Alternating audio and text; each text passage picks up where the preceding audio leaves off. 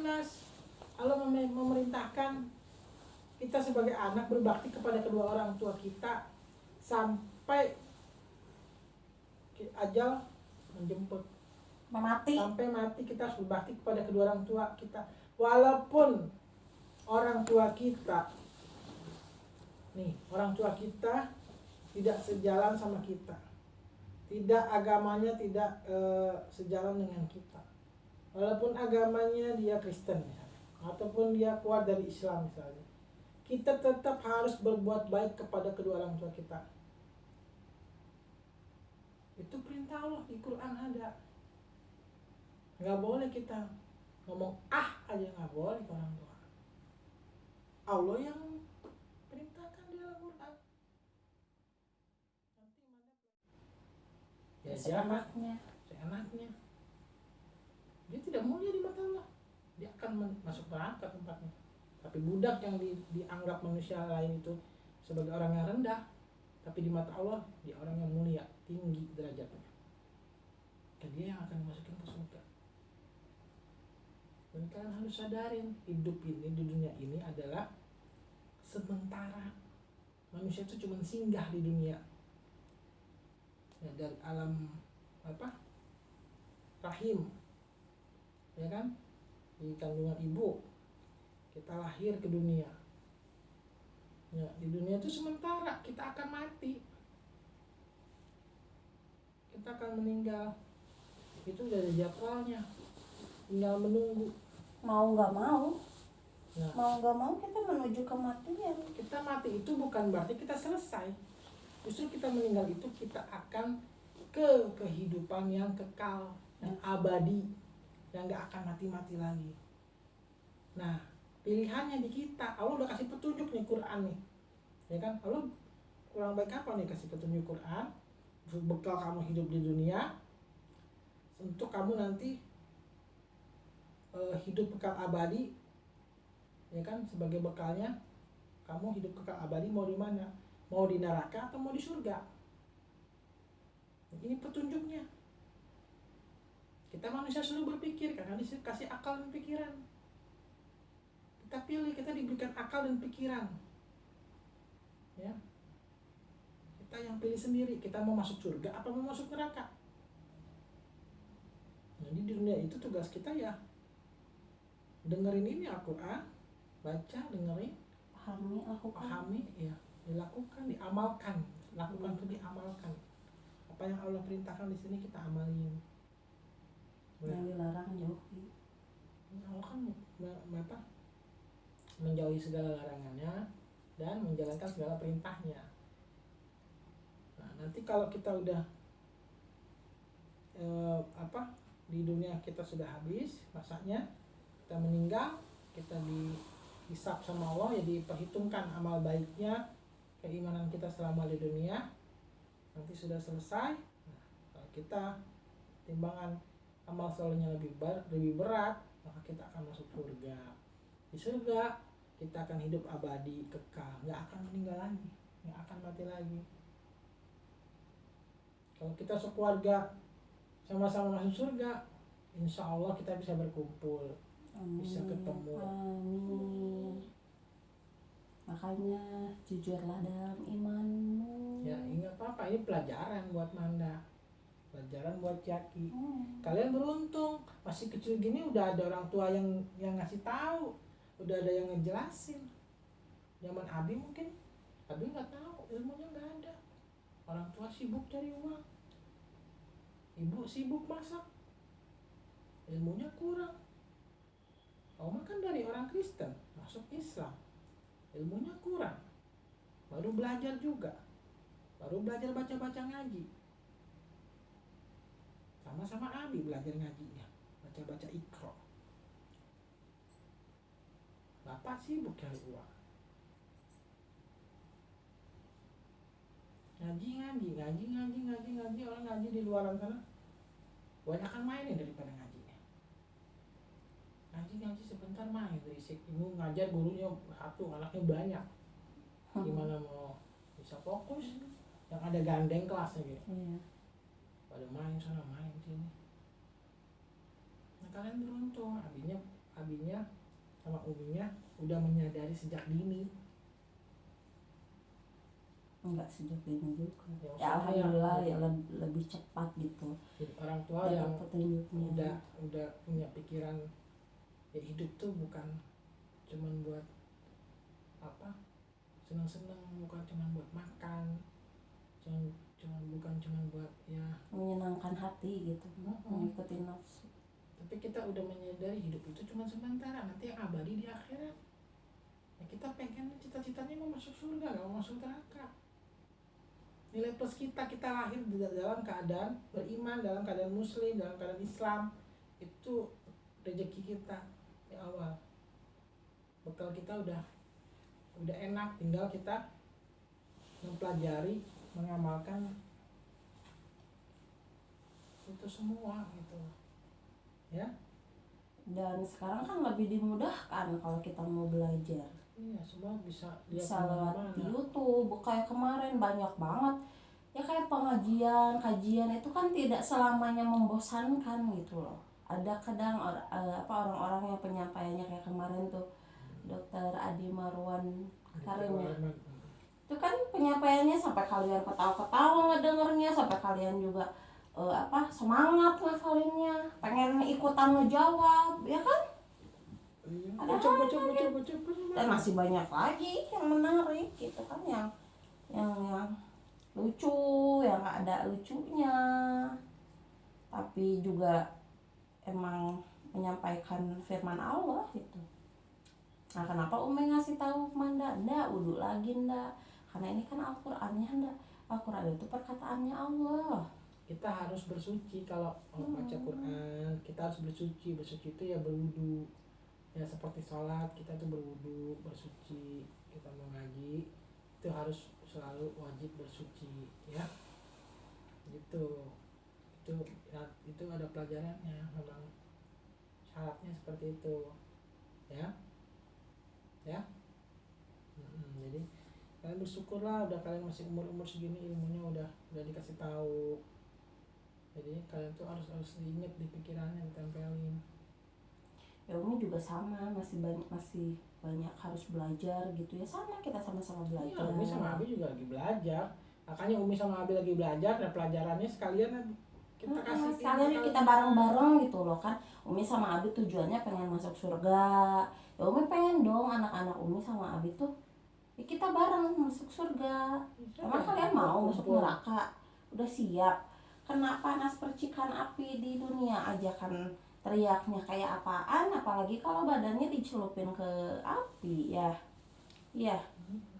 Gak mau kan bikin Allah marah. Ya kan? Ini kalau udah di surga kalian enak di surga tuh. Ini janji Allah tuh. Surga tuh ada, kamu mau apa juga tinggal ngomong aja. Dan di sana kita nggak ada yang tua, nggak ada yang anak-anak. Nggak akan menjadi tua. Kita akan semuanya muda semua. Jaki nanti ketemu Abi masih muda. Abi ketemu Jakinya udah seumuran. Abinya nggak kayak gini, lebih ganteng. Nggak jerawatan. Nanti ketemu Manda juga, Mandanya udah gede, udah 20 berapa tahunan? 20 tahunan mungkin ya. Umur 30-an ya. 30-an. 30-an berarti seumi nih. Umi berarti segini aja. Kalau kita nanti kan udah tua, keriput, udah ubanan, udah keriput kulitnya, meninggal. Nanti kalau pas masuk surga, ya kita umurnya 30, muda semua kayak gini. Kayak Umi semua. Lagi mau itu ada 40. Naik. Hah? Nggak naik segitu. Ya nanti mah nggak akan tua, nggak akan mati. Nggak akan menua, nggak akan mati. Surah Surah keberapa Nas? 114. Hah? 112. Anas, Ikhlas. Apa lagi aku? Kan baru ini. Anas surat ke 114. 14. Karena Surat ada terakhir. 114 surat. Jadi yang terakhir surat 14, 6 ayat diturunkan di kota Mekah. Artinya Anas apa? Manusia. Manusia. Manusia. Nah, kita Kata tadi auzubillahi minasyaitonirrajim. A'udzubillahi minasyaitonirrajim. Bismillahirrahmanirrahim. Qul a'udzu birabbin nas. Katakanlah aku berlindung dengan pemelihara manusia. Malikin nas, penguasa manusia. Malikin nas, penguasa manusia. Ilahin nas, Tuhan bagi manusia. Min syarril waswasil khannas, dari kejahatan bisik-bisikan dari si pengintai peluang. Alladzi yuwaswisu fi sudurin nas, yang membisik-bisikkan ke dalam dada manusia. Minal jinnati wan nas, dari jin dan manusia. Ya. Penjelasannya kita lihat di sini ya. Katakanlah, pangkal ayat 1. Wahai utusanku, dan ajarkan, jagalah kepada mereka yang percaya. Aku berlindung dengan pemelihara manusia. Ujung ayat 1-nya penguasa manusia. Ayat 2-nya Tuhan bagi manusia. Ayat 3. Di dalam surah yang terakhir dalam susunan Al-Quran yang 114 surah ini, disebutkanlah ajaran bagaimana caranya manusia berlindung kepada Allah dari sesama manusia. Saya sendiri dan saudara yang membaca karangan ini adalah manusia. Kita manusia nih. Ya. Manusia bukan Ki? Jadi manusia bukan? Manusia. Berarti kita tuh Anas. Iya. Ya, manusia. Anas. Nah, surat ini tadi disebutkan ajaran bagaimana caranya manusia berlindung kepada Allah dari sesama manusia. Ya. Dan kita pun hidup di tengah-tengah manusia. Selain dari hubungan kita dengan Allah, kita pun selalu berhubungan dengan sesama manusia. Tidak ada di antara kita yang dapat membebaskan diri dari ikatan dengan sesama manusia. Di dalam surah Ali Imran ayat 112, dengan tegas Allah memberikan peringatan bahwa kehinaan akan dipikulkan Allah kepada kita kecuali dengan berpegang kepada dua tali, hablum minallah dan hablum minan nas.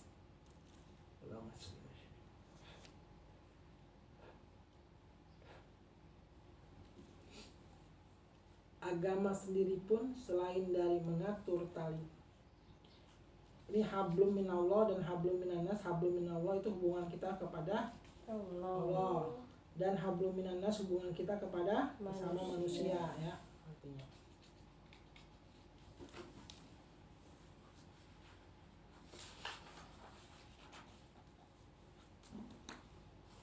Perhubungan dengan Allah juga mengatur tali perhubungan dengan sesama manusia. Dan kita pun maklum dan mengalami sendiri bahwa pergaulan dengan sesama manusia itu bukanlah suatu yang mudah, yang bagus menurut pendapat kita. Belum tentu bagus menurut pendapat orang lain. Ya, menurut kita bagus, orang lain belum tentu bilang bagus. Belum tentu bagus menurut pendapat orang lain.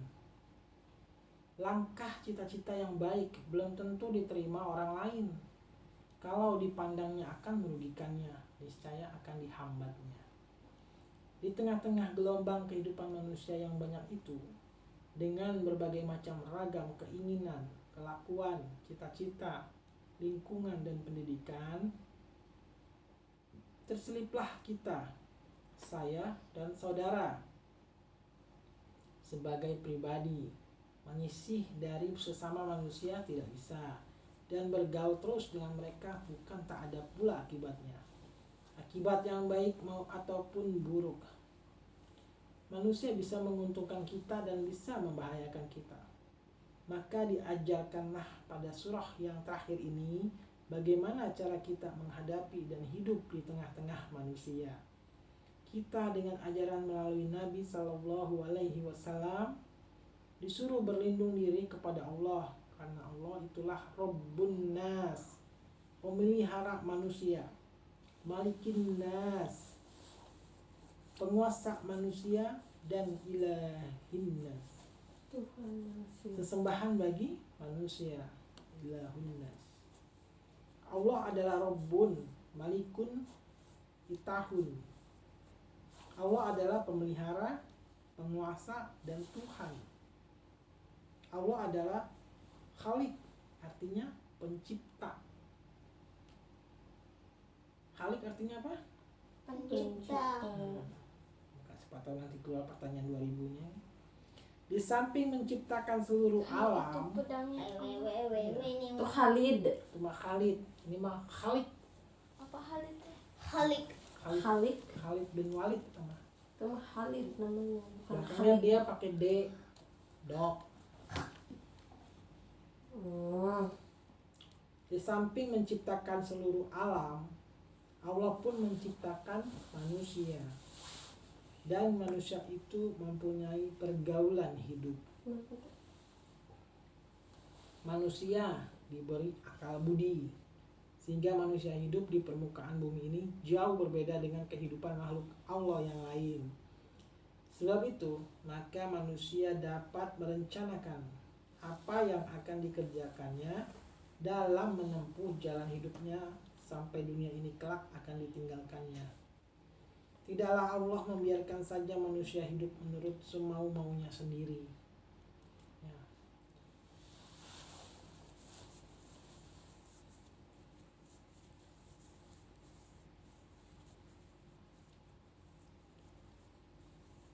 Apakah menyangka manusia itu bahwa ia akan dibiarkan saja hidup terlunta-lunta? Al-Qiyamah ayat 36. Allah adalah Rabbun Nas, pemelihara manusia, tidak dibiarkan terlantar, dipeliharanya lahir dan batinnya. Allah tidak akan membiarkan manusia itu terlantar, tapi dipelihara sama Allah, baik lahir dan batinnya, luar dan dalamnya, jasmani dan rohaninya, makanan dan minumnya. Yang dipeliharanya itu termasuk aku, termasuk engkau, termasuk Abi, termasuk Umi, termasuk Manda, termasuk Yaki. Ya. Termasuk segala makhluk yang bernama Nas. Nas siapa? Insan. Siapa? Nas apa? Nas, manusia. Nas. Manusia dalam dunia ini. Ya kan Anas. Anas. Sehingga turun napas kita, perjalanan dan goyangan jantung siang dan malam yang tidak pernah berhenti. Alat-alat pencerna tubuh, telinga alat pendengar, mata alat melihat, hidung alat pembau, semuanya dipelihara terus oleh Allah, oleh Maha Pemelihara itu, oleh Rabb itu. Dan dia adalah pula Malikun Nas, penguasa dari seluruh manusia. Kalau kata Malik itu dibaca tidak dipanjangkan bacaan pada mim atau tidak dengan mat, berartilah dia penguasa atau raja. Ya, Malik artinya penguasa atau raja, pemerintah tertinggi atau sultan. Tetapi kalau Malik dibaca dengan dipanjangkan dua alif pada mim, berarti dia yang empunya, yang memiliki. Malikin Nas. Malikin Nas. Itu pemilik manusia gitu, pemilik Malikin Nas, pemilik manusia. Dipanjangkan membaca mim ataupun dibaca tidak dipanjangkan, namun pada kedua bacaan itu memang terkandung kedua pengertian. Allah itu memang raja atau penguasa yang mutlak atas diri manusia. Allah Maha Kuasa menakdirkan dan mentadbirkan, sehingga mau tidak mau kita manusia mesti menurut peraturan yang telah ditentukannya, yang disebut sunnatullah. Kalau kita hendak dilahirkannya ke dunia hanya berasal dari tetes mani, kita pun lahir. Kalau kita hendak dimatikannya, bagaimanapun bertahan, kita pasti mati. Kita ini adalah milik dia. Bahkan nyawa kita, pada hakikatnya yang mempunyai nyawa kita bukanlah kita, melainkan dia. Jelas dikatakannya dalam wahyunya, ruhihi, nyawanya, bukan ruhi, nyawaku.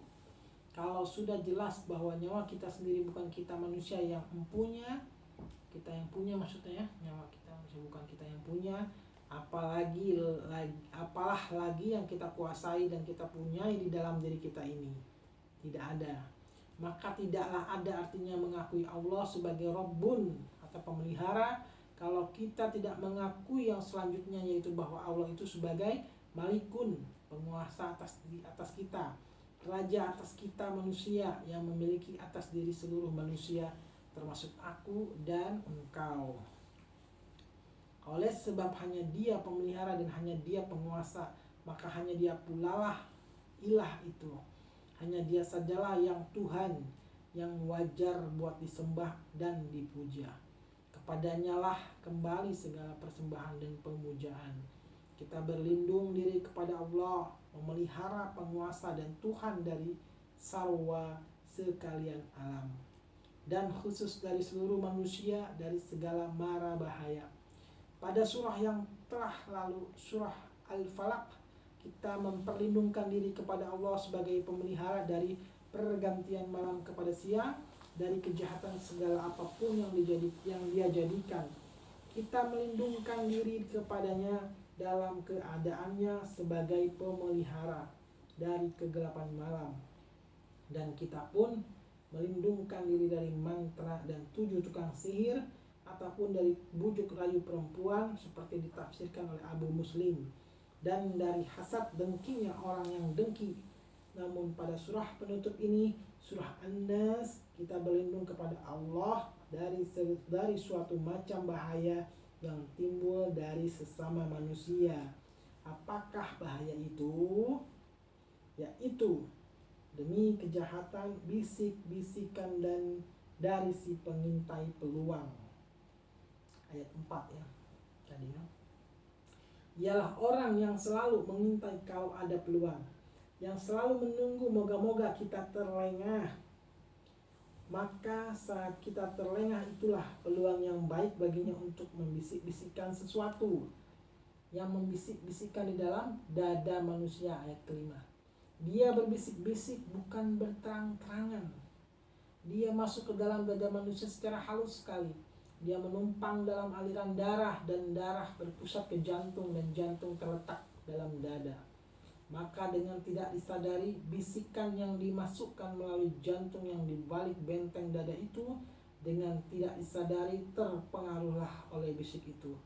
Sedianya kita akan maju, namun karena mendengar bisikan dalam dada itu, kita pun mundur. Tadinya hati kita telah bulat hendak berjihad fi sabilillah, namun karena bisikan yang menembus hati itu, kita tidak jadi berjihad. Kita menjadi ragu akan maju ke muka. Bisikan dalam hati yang menghasilkan ragu-ragu itu sangatlah menurunkan mutu kita sebagai manusia. Dan perasaan yang dibisikkan oleh sesuatu di dalam dada itu telah diberi nama dalam ayat-ayat ini sebagai was-was. Was-wasil khannas. Was-was. Ya, dan dia pun telah menjadi bahasa Indonesia kita. Jadi was-was ini asalnya was-wasil khannas ya, was-was itu waspada ya, was-was ya. Kan banyak 3 bahasa dari Arab ya. Siapa yang memasukkan waswas ini ke dalam dada kita? Ditegaskan oleh ayat terakhir, dia terdiri daripada jin dan manusia. Jadi ada jin dan manusia ya. Ayat ke-6. Yang membisikkan ke diri siapa kita? Setan. Jin Dan manusia. Si pengintai peluang, ayat 4 disebut si khannas.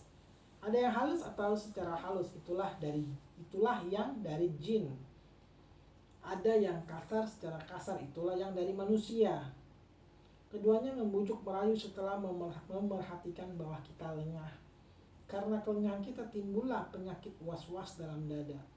Hilang keberanian menegakkan yang benar dan menangkis yang salah. Sehingga rugilah hidup di tengah-tengah pergaulan manusia yang menempuh jalan berliku-liku ini. Di ayat penghabisan ini telah dijelaskan bahwa si pengintai peluang itu terdiri dari 2 jenis, yaitu jin dan manusia. Al-Hasan menegaskan, keduanya sama-sama setan. Setan yang berupa jin memasukkan was-was ke dalam dada manusia. Adapun setan yang berupa manusia memasukkan was-was secara kasar. Qatadah menjelaskan, di keduanya ada setannya. Di kalangan jin ada setan-setan. Di kalangan manusia pun ada setan-setan. Tafsir dari Al-Ustadz Syekh Muhammad Abduh lebih menjelaskan lagi. Kata beliau, yang membisik-bisikkan atau was-was ke dalam hati manusia itu adalah dua macam. Pertama, ialah yang disebut jin itu, yaitu makhluk yang tak tampak oleh mata dan tidak diketahui mana orangnya, tetapi terasa bagaimana dia memasukkan pengaruhnya ke dalam hati, membisikkan, merayukan. Dan satu lagi ialah perayu yang kasar, yaitu manusia yang mengajak dan menganjurkan kepada jalan yang salah.